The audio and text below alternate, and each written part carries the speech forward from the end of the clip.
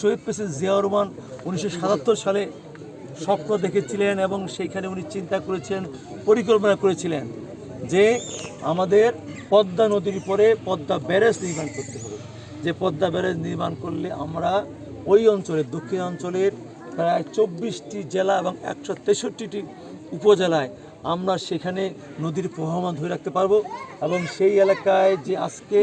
মরুভূমি হওয়ার দিকে চলে গেছেন, সেই এলাকার জীবন জীবিকা আজকে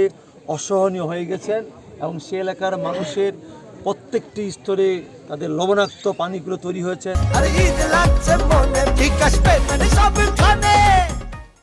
হয় না, সেখানে ফসল উৎপাদন হয় না, সেখানে মানুষ জীবন জীবিকা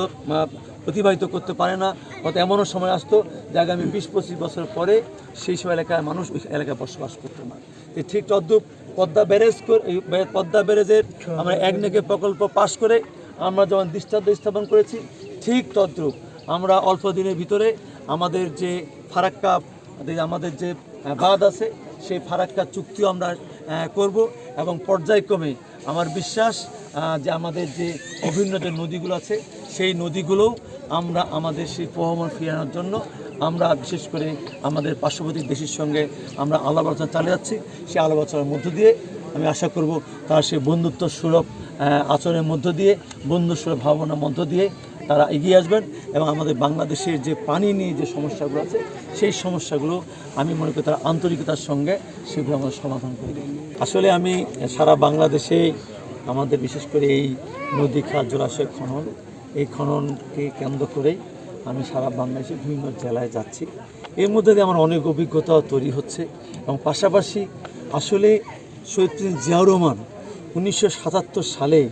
যে স্বপ্ন দেখেছিলেন এই নদী খাল জলাশয় খননের মধ্য দিয়ে এবং বাংলাদেশকে আগামী দিনে ধরে রাখতে হয়, এই নদীমাতৃক বাংলাদেশকে যদি আগামী দিনে বাঁচাতে হয় তাহলে আসলে এই নদী খাল জলাশয় খনন পুনঃখনন এবং এটা পুনরুদ্ধার করে আমাদের সেই নদীগুলোর সেই প্রবাহমান যদি আমরা ধরে রাখতে না পারি তাহলে কিন্তু অদূর ভবিষ্যতে আমাদের বাংলাদেশ কিন্তু মরুভূমিতে পরিণত হবে। এবং আপনারা খেয়াল করবেন বাংলাদেশের আমাদের এই অঞ্চলে কিন্তু আগে আমরা 20 ফুট 25 ফুট 30 ফুট খুললেই কিন্তু আমরা টিউবওয়েলের পানির পাইতাম, এখন কি পাওয়া যায়?